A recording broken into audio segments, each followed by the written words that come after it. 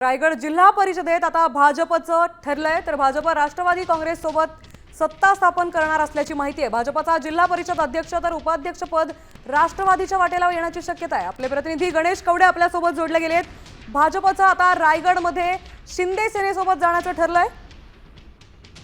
नक्कीच ज्या पद्धतीने खरं तर जिल्हा परिषदेच्या निवडणुका झालेल्या पाहायला मिळतात आणि यामध्ये भाजप आणि राष्ट्रवादी आहे ते रायगडमध्ये एकत्र निवडणूक लढली होती आणि त्याचप्रमाणे सत्तेमध्ये देखील आता राष्ट्रवादी आणि भाजप जाणार असल्याचं दिसून येतं आणि यामध्येच भाजपकडे आहे ते अध्यक्षपद जाईल तर राष्ट्रवादीकडे उपाध्यक्षपद जाण्याची शक्यता वर्तवली जाते। त्यामुळे शिंदे सेना आहे ती विरोधाच्या बाकावर बसणार असल्याचं रायगडमध्ये जवळपास निश्चित झाल्याचं म्हटलं जात आहे।